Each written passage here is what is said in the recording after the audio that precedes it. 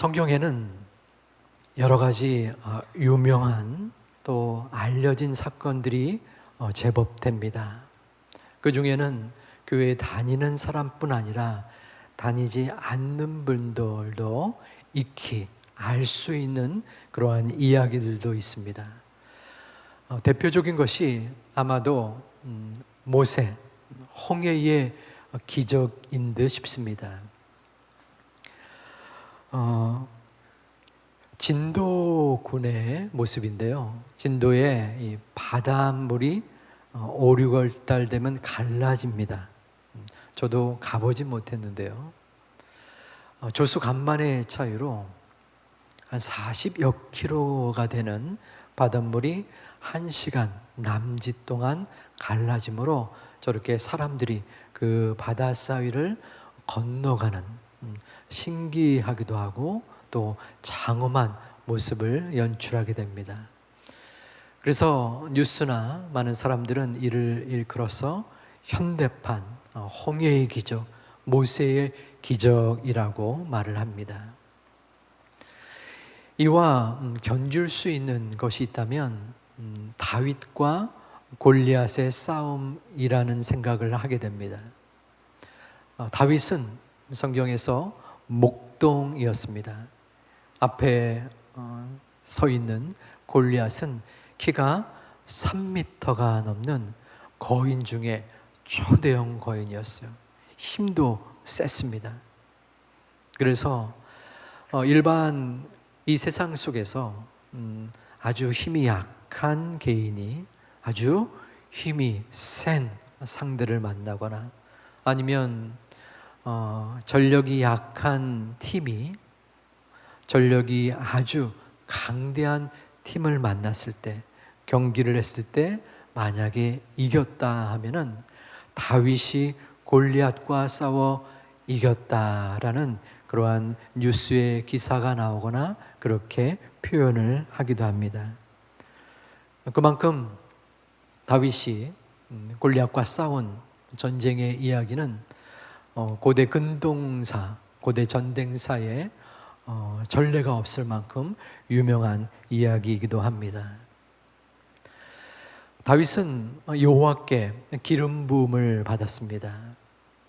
하나님이 다윗을 이스라엘의 왕으로 삼고자 계획하셨고 또한 그 절차를 밟는 가운데에 가장 최고의 사건과 또한 그 가운데에 온전한 믿음의 이야기가 있다면 바로 골리앗과의 싸움이었습니다. 당시 이스라엘은 블레셋과의 전쟁 속에서 굉장히 힘겨운 상태에 놓였습니다. 왜냐하면 그 중심에 골리앗이라는 적군의 장소가 있었기 때문입니다. 일반 군사들이 그 위세에 눌려서 감히 전쟁을 치룰 그러한 분위기가 만들어지지 않았습니다. 그 가운데에 이 다윗이라는 연약해 보이는 목동이 그 누구도 감히 이길 거라고는 생각지 아니했던 골리앗과 맞서서 싸우게 된 것입니다. 오늘 우리가 함께 읽은 말씀은 그 블레셋 골리앗과의 전쟁을 승리한 후 다윗과 사울과 군사들이 고향으로 돌아왔는데 그 여인들이 그 앞에서 노래와 춤을 췄던 내용이 기록되어 있습니다. 7절에서 여인들은 노래합니다. 사울이 죽인 자가 천천히요 다윗이 죽인 자가 만만이더라.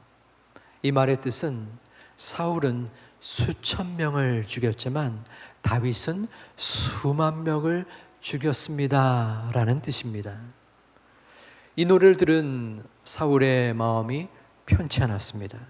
왜냐하면 지금까지 이스라엘 민족을 돌보고 이끌었던 그 장본인이 바로 나 사울인데 당연히 전쟁에서 승리한 후 내가 칭송을 받아야 되는데 감히 다윗이 나와 함께 도리어 나보다도 더 인정을 받는 듯한 노래를 듣게 된 것입니다.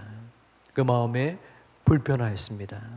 그래서 사울은 다윗을 향한 분노의 마음이 일어났습니다. 사울의 그러한 마음속에 일어난 분노는 바로 다윗을 향한 분노였습니다. 그런데 이 분노는 온전한 것이 아니었습니다. 잘못된 것이었습니다. 왜냐하면 실제로 사울이 모든 군대의 통솔자로서 참여하긴 했지만 이 전쟁에서 한 것이 없었기 때문입니다. 도리어 다윗이 골리앗과 싸워서 승전을 불렀던 위대한 역할을 했기 때문에 마땅히 다윗의 칭송함이 드러내는 일반적인 모습이 있을 수 있는 것입니다. 하지만 사울은 그 여인들의 노랫소리를 듣고 그 여인들의 마음과 백성들의 생각이 자신의 왕위를 훼손하고자 하는 것이 아닌가 하면서 확대 해석했습니다. 다윗은 만만을 말하고 또 사울은 천천을 말하니 이는 그가 가질 수 있는 것이 나라이지 않겠는가라고 8절에 기록합니다. 그가 가질 수 있는 것이 나라밖에 없지 않는가라는 말은 왕위를 다윗이 이제는 갖지 않겠는가 하는 마음속의 불안의 표출이었습니다. 사실 다윗은 아무것도 사울에게 잘못한 것이 없었습니다. 지금까지 사울을 위하여 헌신하고 충성했습니다. 사울과 이스라엘 군을 위하여 목숨을 걸고서 블레셋 군사와 싸웠고 또한 골리앗과 싸워 이겼던 것이 바로 다윗이었습니다. 그런데 바로 이러한 용감한 다윗을 사울은 백성들이 그 다윗을 인정하고 또한 추앙한다고 해서 마음속에 위기감을 느껴서 분노를 표출하고 있는 것입니다. 사울은 자존감이 낮은 사람이었습니다. 그 마음속에 스스로에 대한 자신감이 부족했어요. 그는 그럴 만한 위치는 아니었습니다. 왜냐하면 그는 왕이었기 때문입니다. 요즘에 대통령의 권한이 크지만 그것과 비교할 수 없는 무한대의 권위와 힘을 가졌던 옛날 왕이었습니다. 그 누구도 그 왕의 권위와 힘에 대항할 수 없는 그러한 무소부재의 권력을 가진 왕. 그럼에도 불구하고 그 다윗의 인정함을 본 그 사울은 마음속에 질투를 느꼈습니다. 그리고 마음에 불안정한 마음을 표현한 것입니다. 이러한 분노의 마음의 감정이 사울에게 있었는데 두 번째 핵심 감정을 말하고자 한다면 그것은 불안이었습니다. 불안은 저와 여러분 누구에게나 해당이 됩니다. 일반적으로 어느 정도의 조금의 불안은 그 어떠한 일을 행하기에 효율적이다라고 말합니다. 예를 들어서 중요한 시험을 치릅니다. 수능과 같은. 그럴 때에 그 시험을 앞두고 또 시험을 치르면서 약간의 불안과 긴장감은 도리어 그 시험에 집중하게 만들고 시험을 잘 치를 수 있게 만든다는 것입니다. 하지만 그 불안의 정도가 더 심해져서 마음을 힘들게 한다면 시험을 망치거나 시험을 못 보게 할 가능성이 있습니다. 다윗은 전자가 아닌 후자였습니다. 그의 마음속에 극진한 심한 불안감이 있었습니다. 사무엘상 13장에서는 사무엘을 제사를 드리기 위해 기다렸는데 그가 늦게 오자 그 마음속에 불안을 조종하지 못하고 자신이 제사를 드리는 죄를 범하기도 했습니다. 골리앗을 맞이했을 때에 그 마음속에 사울은 불안하고 두려워했습니다. 오늘 본문에 다른 사람에게 적극적으로 표현되진 않았지만 그의 마음속에는 불안감이 가득한 것입니다. 그 불안이 심화되어서 11절에는 다윗을 죽이기 위하여 2번이나 창을 던졌습니다. 이러한 분노와 불안에 이어서 3번째 다윗의 마음을 괴롭혔던 것은 열등감이었습니다. 그 여인들의 노랫소리가 들렸을 때 그는 창피함을 가졌습니다. 마치 백성들이 야, 당신은 무능력한 왕입니다, 무기력한 왕이에요 라고 속삭이는 것 같이 느꼈을 것입니다. 그의 마음속에 열등감이 있는 것입니다. 열등감은 마찬가지로 자존감의 낮아짐에서 비롯됩니다. 예를 한번 들겠습니다. 자존감이 높으면 그 열등감이 힘을 못 씁니다. 어떤 한 사람이 있었습니다. 저같이 외모가 출중한 사람이었습니다. 123분이 비웃고 계신데요. 농담 맞습니다. 그런데 옆에 있는 친구가 그 사람을 향해서 놀립니다. 야, 너 그 얼굴 해가지고 여자친구나 사귈 수 있을 것 같냐? 하지만 그 사람의 마음에는 자신의 외모에 대한 자신감이 있었습니다. 편하게 자신을 비웃는 그 친구에게 말을 합니다. 아유, 맞아. 나도 너처럼 외모에 고민이 많어. 그래도 누가 여자친구를 더 빨리 사귀는지 우리 내기 한번 해볼래? 웃으며 열등감 없이 말을 건네는 것입니다. 반대로 그 마음속에 자존감이 낮다면 그 친구의 말에 불쑥 발끈하게 됩니다. 뭐라고? 네가 뭔데? 내 외모를 가지고 지적질이야. 내나 잘하세요. 사울은 자존감이 낮았기에 그 마음속에 열등감이 가득했습니다. 블레셋 군사를 맞이했을 때 골리앗의 마음속에 두려움과 불안이 있었던 것을 사울은 만약 열등감이 높았더라면 그것을 인정하고 회개하고 아마 다윗에게 이러한 마음을 가졌을 것입니다. 야, 다윗은 진짜 용맹스러운 사람이야. 내가 갖지 못하는 그러한 부분을 가졌어. 이스라엘과 나를 위해 꼭 필요한 존재야. 하지만 사울은 그러하지 못했습니다. 그 마음에는 열등감이 사로잡혀서 자신을 파괴하고 또한 다윗을 파괴하는 지경까지 이르렀습니다. 다윗을 죽이기 위하여 모든 노력과 수고를 아끼지 않는 피폐한 삶을 살게 된 것입니다. 신앙인의 삶 속에서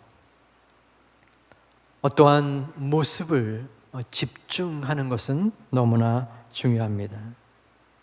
집중 가운데에 우리의 환경과 상황을 집중하는 것이 아니라 우리는 그 상황을 넘어서 역사하시는 하나님의 인도함을 집중해야 합니다.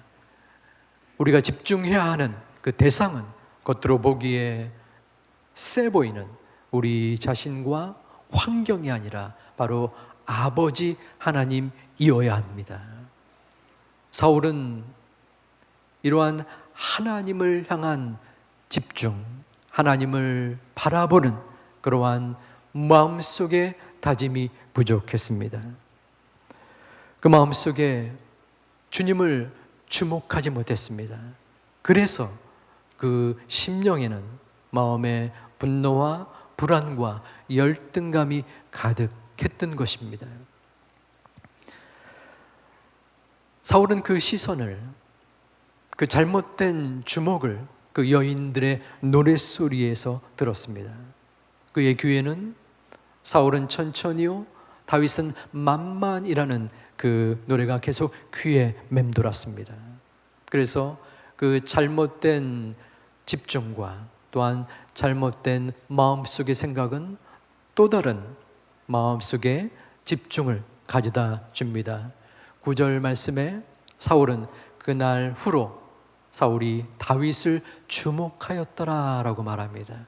여기서 그날 후라는 것은 여인들이 그 노래를 말한 노랫소리를 들은 그날 후입니다. 그날 이후에 사울은 다윗을 주목했습니다. 다윗이 혹시라도 왕위를 누리지 않을까, 다윗을 무기 삼아서 다윗을 앞세워서 백성들의 반란이 일어나지 않을까 마음속에 조바심을 가지고 다윗을 주목한 것입니다. 사울은 여인들의 노랫소리가 아닌, 다윗이 아닌 하나님을 주목했어야 됐습니다. 사울은 이스라엘의 왕이 될 거라고는 본인도 생각지 못했고 그 어떠한 사람도 상상할 수 없었습니다. 그러한 사울을 하나님이 택하셔서 기름 부음 받았고 또한 이스라엘의 왕이 된 것입니다. 하나님이 지금까지 인도하시고 이끌었던 존재였기에 당연히 그의 마음은 하나님께로 집중되어야만 했습니다. 하지만 그는 인간을 집중하고 또한 다윗을 주목하는 모습을 보이고 있습니다. 여러분은 누구를 주목합니까? 어떠한 상황을 주목합니까? 우리는 이 땅을 살아가면서 너무나 힘겨운 삶이 있기에 물질을 주목합니다. 우리를 힘겹게 만드는 문제와 어려움에 주목할 수밖에 없습니다. 저 또한 학교에서 여러 가지 일들을 처리하며 많은 문제들을 만났고 그 문제를 해결해야만 했습니다. 어떤 한 직원은 굉장히 많은 돈을 횡령한 것이 발견되었습니다. 아주 큰 돈이었습니다. 하지만 그 증거를 잡기 위하여 몇 개월 동안을 마치 모르는 것처럼 그 직원과 함께 생활을 해야 했습니다. 어떤 때에는 학교에 새로운 총장이 선출이 되었습니다. 그 총장을 승인하는 것은 교육부의 소관이었습니다. 그런데 그 학교에서 불법을 저질렀던 분들이 새롭게 총장이 승인되면 자신들의 그 지나간 시간들 또 어려움들이 드러날 것이 분명하기에 교육부에 투서를 넣어서 거짓된 정보로 총장 승인이 나오지 못하도록 약 5개월 동안을 힘겹게 지냈던 적이 있습니다. 음해가 있었고 또한 음모가 있었고 왕따의 모습들이 있었습니다. 그 시간들을 지나가면서 제 마음과 심령이 피폐해지는 것을 느꼈습니다. 인터폰 소리가 나면은 얼굴의 인상이 찌그러지고 또한 한숨이 먼저 나오는 제 모습을 바라보게 되었습니다. 물론 지난 시간들이고 또 하나님께서 인도하셨던 부분이었지만 이제 생각해보면 저는 제가 눈에 보이는 상황과 환경보다 하나님을 더 주목했어야 됐습니다. 그 어려움 속에서, 문제 속에서 이 상황 가운데 하나님이 원하시고 뜻하시고 하나님이 바라시는 것은 무엇인가 하나님을 주목했어야 된다는 생각을 이제는 갖게 됩니다. 여러분들은 어떠합니까? 이 예배 가운데 많은 분들은 지치고 힘든 몸과 마음을 가지고 어쩌면은 간신히 어렵게 힘겹게 이 예배에 나오고 또 이 예배를 드리는 분들이 계실 겁니다. 목마른 영혼과 마음을 가지고 하나님이 성령의 단비를 허락해 주옵소서 하는 마음의 기도를 드리는 분도 계실 줄 압니다. 하나님을 주목하고 싶으나 주목하지 못하고 하나님께 내 마음에 절실한 기도를 드리고 싶으나 기도조차도 나오지 않은 막막함과 답답함을 지닌 분들도 계실 것입니다. 우리는 이 상황 속에서 어찌해야 합니까? 무엇을 바라보고 무엇을 의지하고 누구를 의지해야 합니까? 다윗은 하나님을 바라보고 하나님을 의지했습니다. 사울은 하나님을 의지하지 못했지만 다윗은 바로 하나님께 자신의 마음을 드리고 간증을 드렸습니다. 사무엘상 17장 45절부터 47절 말씀을 우리 함께 봉독하겠습니다. 너는 칼과 창과 단창으로 내게 나아오거니와 나는 만군의 여호와의 이름 곧 내가 모욕하는 이스라엘 군대의 하나님의 이름으로 내게 가노라. 오늘 여호와께서 너를 내 손에 붙이시니 온 땅으로 이스라엘의 하나님이 계신 줄 알게 하겠고 또 여호와의 구원하심이 칼과 창에 있지 아니함을 이 무리로 알게 하리라. 전쟁은 여호와께 속한 것인즉 그가 너희를 우리 손에 붙이시리라. 아멘. 다윗은 이 전쟁의 주관자가 누구인지를 분명히 알았습니다. 어려움과 고통 속에서 절망하고 또한 하나님을 잊고 자신의 힘으로 그 일들을 처리할 수도 있었음에 불구하고 그는 상황을 집중한 것이 아니라 자신을 집중한 것이 아니라 아버지 하나님을 집중했습니다.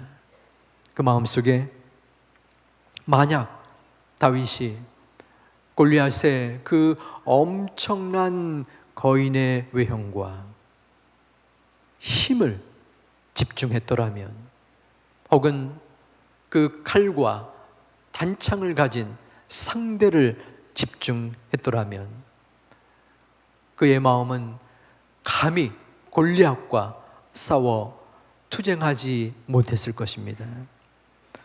그의 마음속에 오직 하나님을 주목한 것입니다. 하나님이 지금의 나의 삶 속에 너는 칼과 창과 단창으로 내게 오거니와 나는 만군의 여호와의 이름으로 너에게 가겠노라. 하나님께 온전히 주목했기에 하나님이 만져주시고 이끌어 주시는 것을 믿었던 것입니다. 여러분들은 어느 편에 가깝습니까?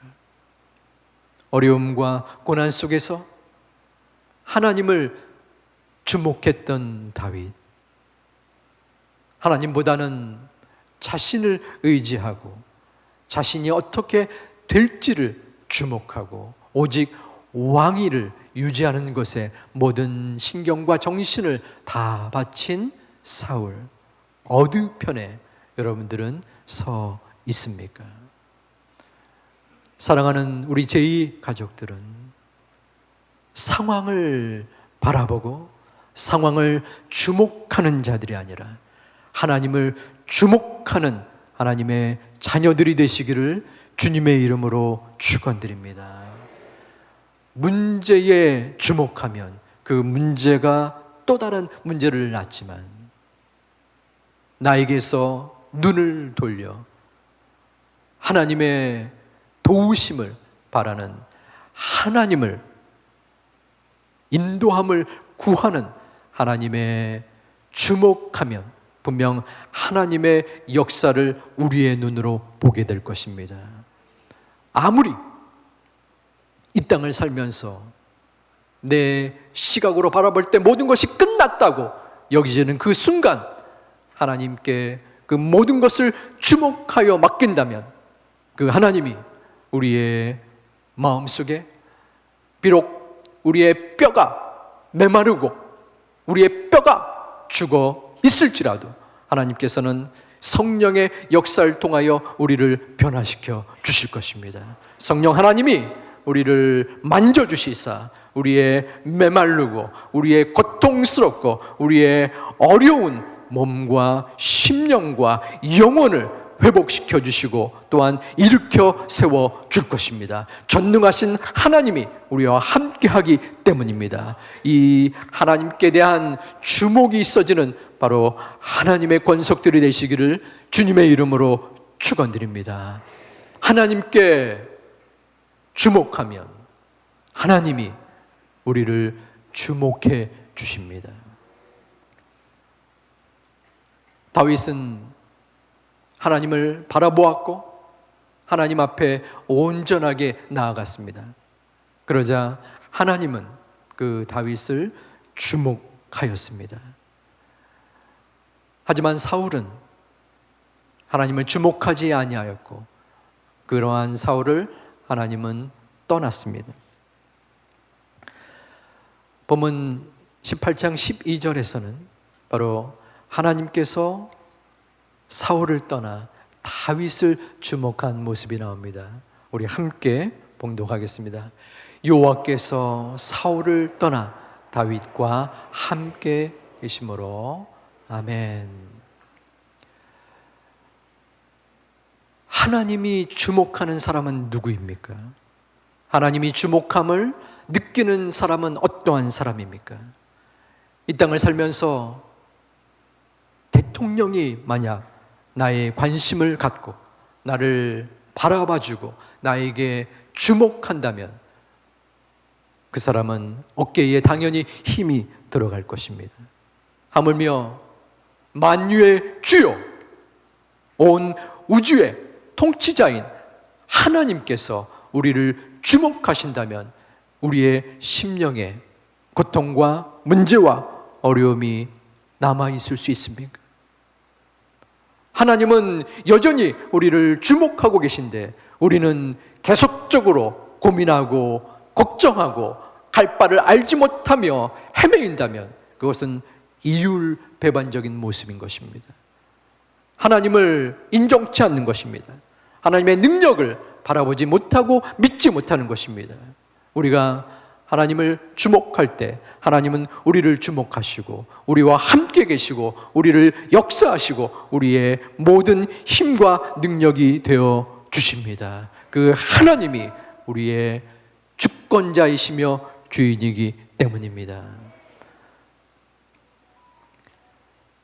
하나님을 주목하는 사람은 하나님께서 우리를 주목하시는데 어떠한 자세가 있어야 합니까? 저에게는 2명의 자녀가 있습니다. 나이가 이제 20살, 24살이 되어서 귀여운 맛은 없습니다. 귀여운 맛. 아이들이 어렸을 때는 아주 귀여웠죠. 저도 어렸을 땐 좀 귀여웠었던 것 같아요. 그런데 이제는 뭐 든든한 마음도 있지만 한편으로는 아쉬운 마음도 있습니다. 왜냐하면 어렸을 때는 저도 앞만 보고 지금보다도 더 앞만 보고 달려갔고 또 많은 분들이 그렇지만 생존하기에 급급했던 그러한 시간들이 있어서 그 어린 적의 모습이 어렴풋이 그리고 동영상이나 사진을 통해서 추억을 하곤 합니다. 그런데 이런 말이 있더라고요. 아이의 할 역할은 3살까지로 다 했다.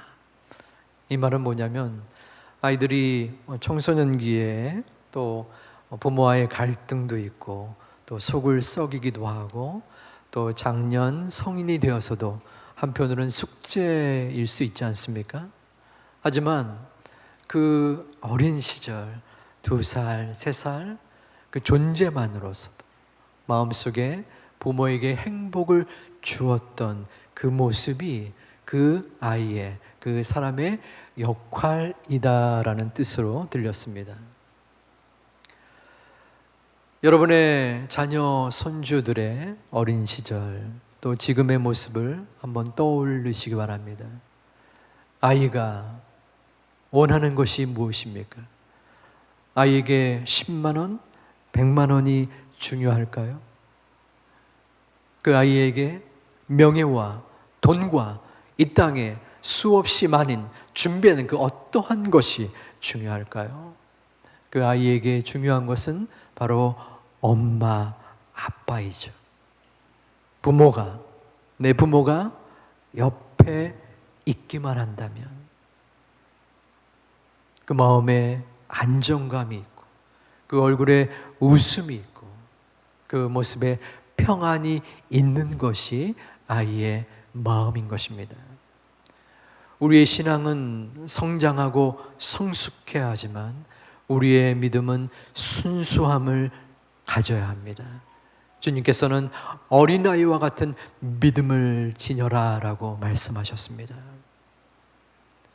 우리의 믿음은 어떠한 모습입니까?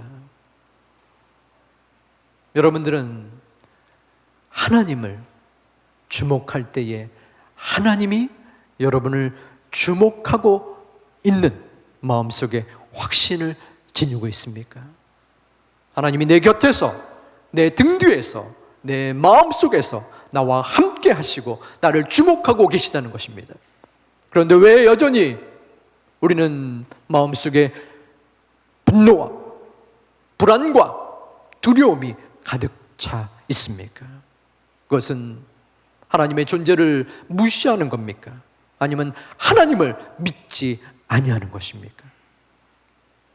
하나님은 분명히 우리를 주목하고 계십니다. 하나님을 주목하는 자들에게 찾아가셔서 주목하고 돌봐주시는 하나님이십니다. 그 하나님을 마음속에 마치 어린아이처럼 내가 2살, 3살입니다.